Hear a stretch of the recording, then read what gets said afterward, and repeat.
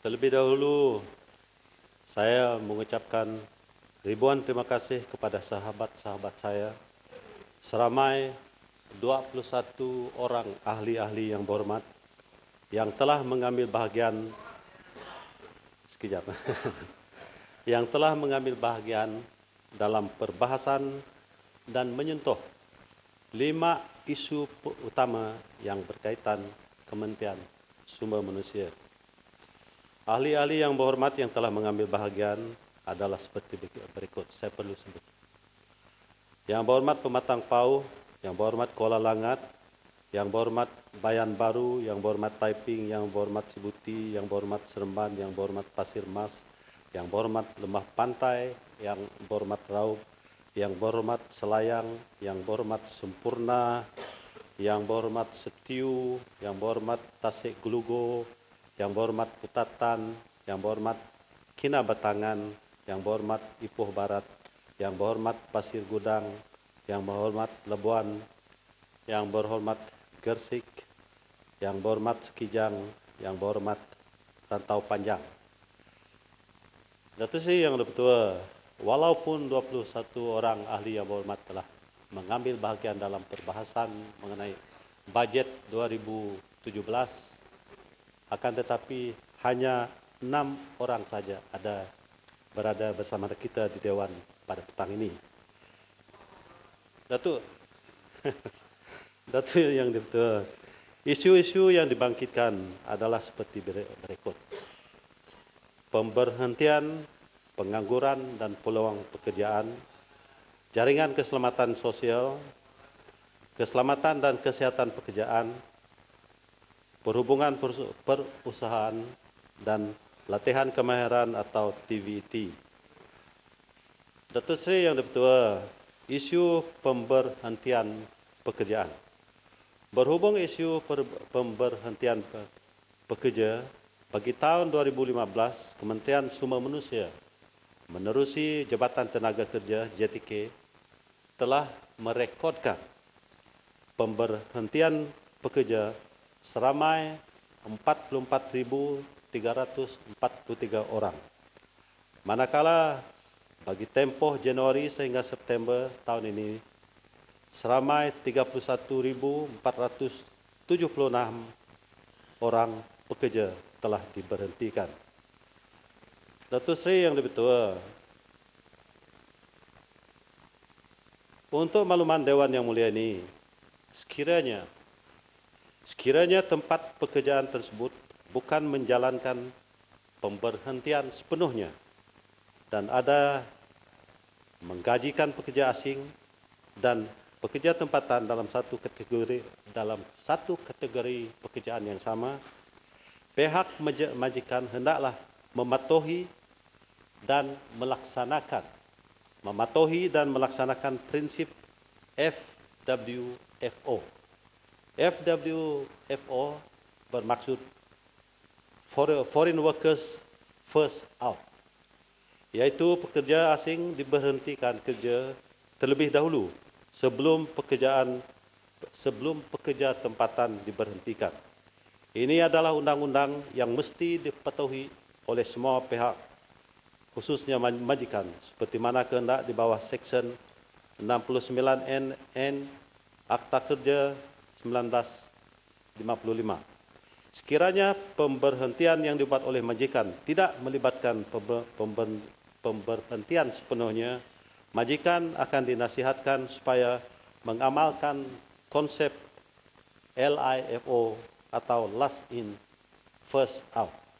Last in, first out, bagi memastikan pekerja yang telah lama berkhidmat dengan majikan tersebut dikekalkan. Datuk Seri Yang Dipertua, saya pergi ke isu tabung pemberhentian pekerja atau yang kita suka kenali sebagai skim insurans pekerjaan. Kementerian Sumber Manusia bersama Perkeso dalam peringkat akhir memperincikan perkara yang berkaitan dasar dan pelaksanaan untuk mewujudkan sistem insurans pekerjaan. Dijangkakan rang Undang-Undang Sistem Insurans Pekerjaan dibentangkan di Parlimen pada tahun 2017. Seterusnya, Datuk Seri Yang Dipertua, pencari pekerja yang aktif. Kuala Langat bangun. Ya, Kuala Terima Langat. kasih, Sila. Datuk Seri Speaker. Terima kasih, Datuk Seri Yang Berhormat Menteri. Seperti mana Datuk Menteri bicara tadi, saya ingin menyinggung cadangan yang saya bawa pada perbahasan Perkara Dasar ini, iaitu ketika kita berbincang dalam proses untuk kelayakan tempoh yang diberikan, yang dicadangkan oleh kementerian dan disokong oleh beberapa mekanisme yang hendak dilakukan, kami juga mencadangkan supaya sumbangan kerajaan juga perlu diberikan untuk kita mendapat tempoh itu daripada 6 bulan ke setahun. Jadi kami cadangkan supaya kalau boleh kerajaan juga menyumbang untuk melayakkan tabungan ini diberikan dalam tempoh setahun tak kala mereka mencari pekerjaan ataupun in between of that period dengan izin. Jadi apakah pandangan menteri sekiranya kalau kerajaan juga menyumbang seperti mana pekerja menyumbang RM2.50, majikan menyumbang RM2.50 dan kerajaan juga menyumbang RM2.50. Apa pandangan kementerian dalam cadangan yang telah dibuat oleh pihak MTUC ini? Terima kasih, Datuk Dr. Terima kasih, Kuala Langat. Itu sebenarnya telah terjawab sebentar tadi. Dalam mana saya telah menyebutkan dengan terang bahawa kementerian sedang memperincikan. Memperincikan bermaknanya kita akan mengambil kira pendapat dari majikan dan juga pendapat dari pihak pekerja. Itu jawapan, sudah terjawab. Maaf kawan saya dari Kuala Langat. Datuk Seri Yang Dipertua, pergi ke pencari pekerja yang aktif. Untuk makluman Dewan Yang Mulia ini melalui laporan portal Jobs Malaysia dan untuk pengetahuan kita semua, hari esok akan dilancarkan Carnival Jobs Malaysia di seluruh negara dan pusatnya adalah di Kuantan, Pahang. Dan Jobs Malaysia ini akan diadakan di semua UTC di seluruh negara. Itu adalah inisiatif kementerian kita untuk memberi peluang kepada pencari pekerjaan untuk mendapat pekerjaan. Saya ulang, melalui laporan portal Jobs Malaysia di bawah kementerian ini, sehingga 15 Oktober tahun 2016, terdapat seramai 203.405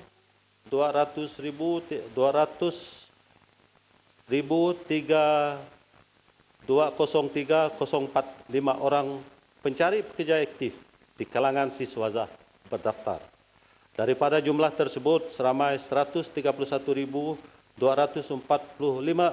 siswazah berstatus tidak bekerja, manakala seramai 71.800 orang siswazah terdiri daripada mereka yang sudah pun atau sedang bekerja tetapi ingin mendapatkan pekerjaan yang lebih baik.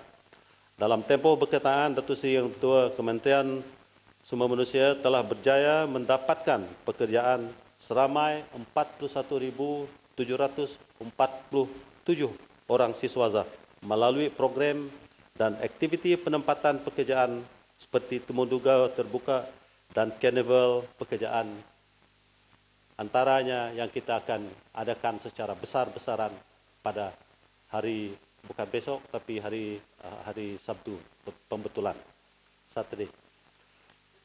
Datuk Seri Yang Dipertua,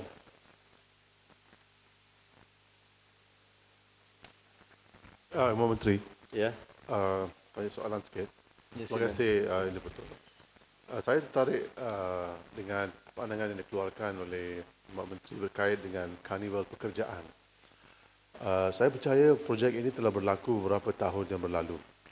Dan saya minta, adakah satu cost benefit analysis telah dijalankan untuk mengetahui sebenarnya impact program seperti ini. Sebab saya dapat banyak program kerajaan telah dilaksanakan, tetapi impact itu tak begitu jelas Saya minta pandangan Yang Berhormat. Muhammad, Kota Tinggi. Ya, sila. Terima kasih Tuan Speaker. Saya tarik dengan pandangan tadi. Cuma saya nak tanya Menteri, kadang-kadang angka-angka yang diberikan ni agak bagi saya melilukan sikit. Bila contoh angka-angka kata betul ramai yang tak bekerja menganggur contohnya. Tapi ada tak kementerian membuat klasifikasi contohnya kadang-kadang syarikat tutup, betul orang menganggur. Tapi ada juga syarikat-syarikat ni bukan sebab tutup tapi dia upskilling. Dia go high the value chain. Contohnya macam bank. Tiba-tiba bila dia buat automation, maka ramai pekerja-pekerja dibuat. Ini bukan satu petanda bahawa syarikat itu teruk. Petunjuk yang teruk. Dia petunjuk upskilling. Jadi kita patutnya ada dua klasifikasi. Satunya memang sebab industri is not doing well. Satu lagi sebab memang upskilling. Dengan cara ini kita akan menunjukkan keadaan sebenar ekonomi dan tidak disalahertikan oleh orang katakan ramai yang diberhentikan kerja. Padahal kita upskilling, going up the value chain. Jadi ada tak kementerian bercadang untuk buat klasifikasi kalau sini supaya dia memberi gambaran yang sebenar keadaan guna tenaga di Malaysia. Terima kasih.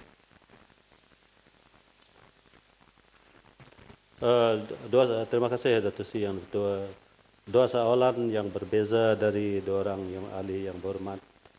Nombor satu tentang impact jobs Malaysia. Lepas ini soalan itu baik, bagus, boleh akan membantu kita. Sebenarnya kita mempunyai statistik tiap-tiap tahun mengenai jumlah atau bilangan mereka-mereka yang mendapat pekerjaan sama ada untuk menukar pekerjaan untuk mencari yang baru, going for greener pasture, ataupun untuk mereka-mereka yang sememangnya belum ada pekerjaan. Kita sudah pun mempunyai statistik. Hanya kita perlu buat adalah membukukannya. Dan cadangan itu kita akan ambil kira dan sebenarnya nanti kita akan mengagihkan sebuah buku, yaitu buku panduan yang ada satu paut dengan guideline tentang gaji permulaan bagi mereka-mereka yang berkelulusan TVET. Dan ia telah mengambil kita lebih kurang 5 tahun untuk berbuat demikian. Maka berbalik kepada apa yang telah dicadangkan, sebenarnya statistik sudah ada, hanya menunggu untuk kita membukukannya. Dan berbalik pergi kepada Kota Tinggi, saya kurang jelas apa beliau maksud. Jadi saya berharap pegawai-pegawai saya di belakang sana akan mencatat apa yang telah diajukan itu. Datuk Seri Yang Tua, saya pergi ke Jabatan Tenaga Manusia.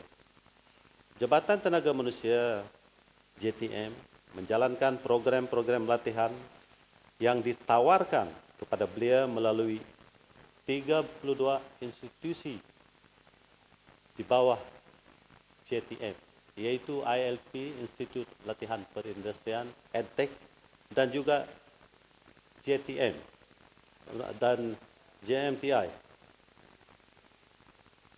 Latihan kemahiran yang diberikan adalah komprehensif secara sepenuh masa, sepenuh masa, dan juga separuh masa dengan komposisi latihan melibatkan 70% amali dan 30% teori. JTM atau Jabatan Tenaga Manusia juga menawarkan latihan separuh masa berbentuk teknikal kepada pekerja industri dan belia yang berminat untuk meningkatkan kemahiran. Berdasarkan rekod tracer studi Jabatan Tenaga Manusia, sebanyak 91% lepasan pelajar JTM telah mendapat pekerjaan dalam tempoh 6 bulan setelah tamat pengajar. Tahniah kepada JTM. Datuk Seri Yang Bertuah, penglibatan PSNB, yaitu Human Resources Development Fund, bagi membantu graduan mendapat pendedahan awal alam pekerjaan dan latihan spesifik, termasuklah latihan soft skill, Scheme Future Workers, Graduates Enhancement Program for Employability atau Generate, telah diperkenalkan oleh PSNB atau HRDF bagi membolehkan mereka dilatih semula dengan kemahiran yang diperlukan oleh majikan yang berdaftar dengan PSNB sebelum diserapkan sebagai pekerja mereka. Dari Januari hingga Oktober 2016 tahun ini, sebanyak 4,7 juta bantuan keuangan telah diluluskan untuk digunakan oleh majikan berdaftar bagi melatih seramai 338 graduan penganggur. Datuk Seri Yang Dipertua, di bawah Akta Kerja 1955 atau Akta 265, ini ada sangkut paut dengan kelayakan wanita waktu bersalin. Di bawah Akta Kerja 1955, Akta 265, pekerja-pekerja wanita Kekatil. Okey. Terima kasih Datuk Ketua. Sebelum Yang Menteri beralih ke poin yang seterusnya, saya tertarik tadi dengan jawapan Menteri berkaitan dengan graduan yang dilatih soft skill dan sebagainya. Adakah kementerian mempunyai catatan tentang berapa ramai daripada graduan yang telah menyempurnakan latihan itu berjaya mendapat pekerjaan? Terima kasih. Terima kasih Datuk Yang Dipertua. Yes, Saya juga baru menjawab dengan terang. Saya telah menyatakan tadi bahawa dari Januari sehingga Oktober 2016, sebanyak ringgit Malaysia 4,77 juta ringgit telah diluluskan oleh PSNB atau HRDF untuk digunakan oleh majikan. Dan ianya telah melatih 338 graduan menganggur. Yes, Selayang bangun. Latih betul Menteri, cuma Yang berhormat. berapa ramai yang diserapkan dan berjaya mendapat pekerjaan yang betul. Latih satu hal, dapat kerja satu hal yang lain. Terima kasih. Terima kasih Yang Berhormat. Jadi pegawai-pegawai kita di belakang akan memberi jawapan secara bertulis. Yang Berhormat, soalan saya ialah tentang graduan yang menganggur.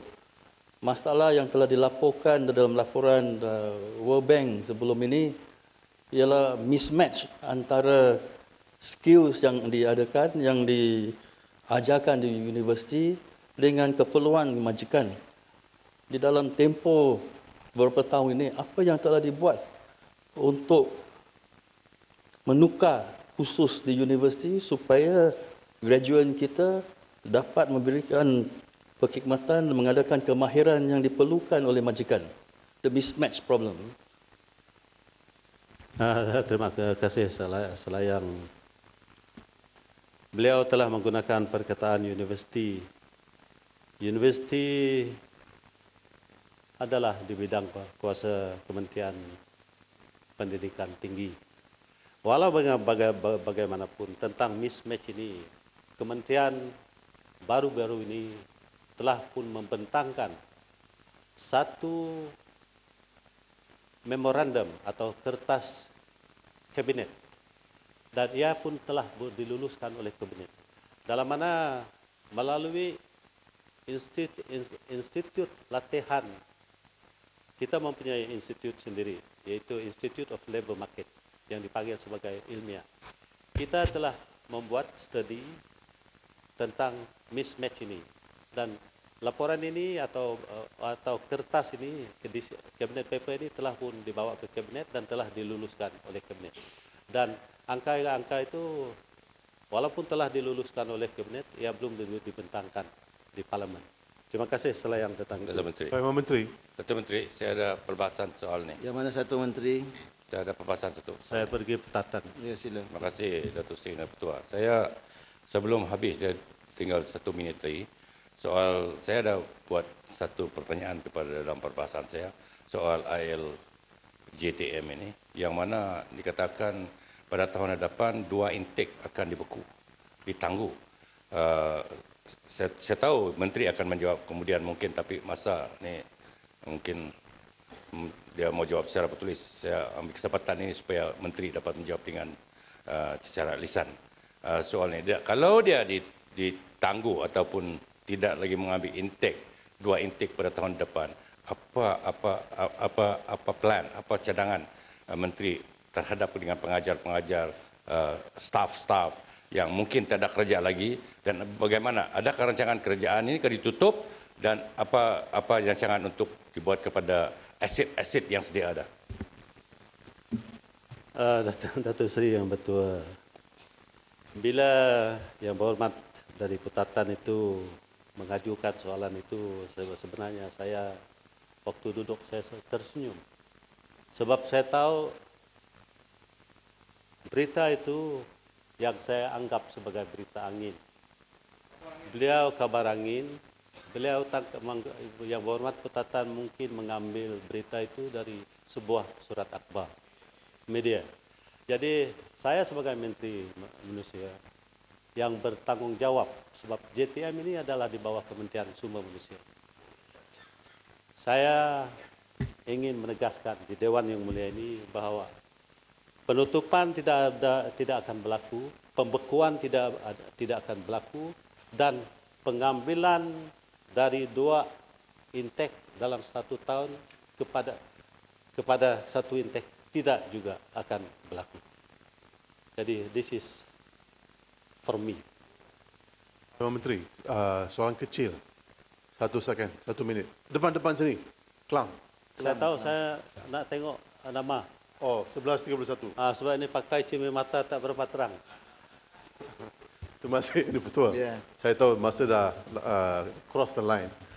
Cross the 12:30. Sorry, terlambat. Saya pun kan ya 11:30. Terlalu minta maaf ya Tuan Betul.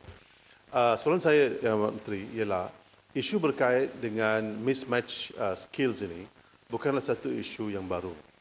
Ini setiap tahun kita bincang. Saya dekat Parlimen sini lebih kurang 8 tahun. 8 tahun isu itu dibangkit. Tapi adakah kerajaan cadang untuk menubuhkan satu jawatan kuasa bersama di antara beberapa ministeri berkenaan supaya bincang isu ini? Baru-baru ini satu firma antarabangsa telah keluarkan satu report. Report itu ialah untuk senaraikan mengapa warga negara Malaysia tidak dapat kerja yang mereka hendak. The first reason, senarai yang pertama ialah, isu yang pertama disenaraikan ialah mismatch. Mismatch di antara skills that's required by the market dan yang telah mereka belajar daripada di sekolah-sekolah universiti. So saya cadang mungkin dalam sidang kabinet yang akan datang ke bulan depan macam itu, mungkin Ministry of Human Resources boleh mencadangkan satu jawatan kuasa bersama. Sebab this thing is going on for too long. 8 years is too long. The lives of people are affected. Terima kasih. Menteri, saya nak minta Speaker. Menteri, saya ada 11 soalan yang saya tanya. Masa pun dah habis. Saya ingat minta Menteri buat cara bertulis kepada yang soalan yang saya kemukakan 11. Saya dapat 1 je. Saya minta begitu bunyinya. Terima kasih Menteri. Terima kasih Speaker. Datuk Seri Speaker, saya ingat cadangan daripada kawan saya Kuala Langat itu cukup berarti cukup Kelang berarti macam bagi mana? saya. Tuan Menteri, Kelang. Nanti dulu. Kelang nanti dulu. Dan oleh yang demikian, cadangan itu amatlah bagus. Dan dengan itu saya mohon daripada Yang Berhormat Datuk Seri. Cadangan mana yang bagus? Actually Datuk Seri yang betul, saya sebenarnya saya boleh tidak menjawab soalan daripada Kelang sebab dia tidak mengambil bahagian dalam perbahasan. Dia tidak mengambil bahagian dalam perbahasan. Dia bangkit perkara yang baru. Ini dasar Menteri. No, ini isu dasar. Menteri mesti tahu isu ini. Datuk Seri yang betul. Menteri, soal pekerja wanita tadi. Saya dah tunggu tak habis saya tadi. Yang Berhormat sebut tentang pekerja wanita, saya tunggu bagi tak. saya tak 5 nak. minit lagi. Saya, Jadi tak ada soalan lagi. Saya berbahas. Saya hanya menyambung tentang beralih kepada nasib para wanita, pekerja wanita yang bersalin. Di bawah Akta Kerja 1955, Akta 265, pekerja-pekerja wanita di sektor swasta memperolehi hak kelayakan dan cuti bersalin 60 hari sebagaimana yang diperuntukkan di bawah Seksyen 37 Akta 265. Setiap kali bersalin dan mendapat bayaran allowance bersalin tertakluk kepada 5 anak yang hidup. Itu jawapan dia. Datuk Seri Yang Dipertua, satu lagi yang saya ingin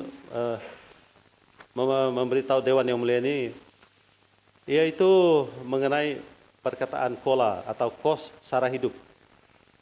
Untuk makluman Dewan Yang Mulia ini, cadangan pemberian allowance kos sara hidup atau KOLA atau allowance khas bagi pekerja-pekerja sektor swasta adalah tertakluk kepada budi bicara majikan masing-masing. Kerajaan tidak mempunyai kuasa dari segi undang-undang untuk mewajibkan majikan membayar KOLA atau allowance seumpamanya kepada pekerja mereka. Datuk Seri Yang Dipertua, satu lagi saya ingin perlu nyatakan di sini, yaitu tentang isu isu taksi. Seperti mana yang kita semua sedia maklum, dalam pembentangan bajet 2017, yaitu pada 21 Oktober tahun 2016, Yang Amat Berhormat Perdana Menteri telah mengumumkan peruntukan ringgit Malaysia 60 juta sebagai geran pelancaran bagi melaksanakan skim perlindungan keselamatan sosial untuk pemandu taksi yang bekerja sendiri. Pekerso di bawah Kementerian Sumber Manusia diamanahkan untuk mentadbir, menguatkuasa dan melaksanakan skim perlindungan pemandu taksi yang bekerja sendiri. Berdasarkan kepada kehendak pemandu taksi yang bekerja sendiri, mereka perlu diberi perlindungan bencana kerja kerana skop pekerjaan yang terdedah kepada kemalangan semasa bekerja atau penyakit khidmat dan sebagai satu jaminan keselamatan sosial kepada orang tanggungan mereka jika berlaku kematian semasa bekerja. Perkeso dan Kementerian Sumber Manusia sedang menggubal akta bekerja sendiri dalam kurungan self-employed adalah dijangkakan rang undang-undang pekerjaan sendiri dapat dibentangkan di Parlimen seawal bulan Mac depan. Maka dengan ini, dengan saranan yang saya terima daripada Kuala Langat supaya mesyuarat supaya saya menghabiskan ucapan saya, maka saya mohon daripada Yang Berhormat Datuk Seri Yang Dipertua untuk saya mengakhiri ucapan saya. Akhir kata bukan mengundur diri, mana boleh mengundur diri. I'm going for the 7th term.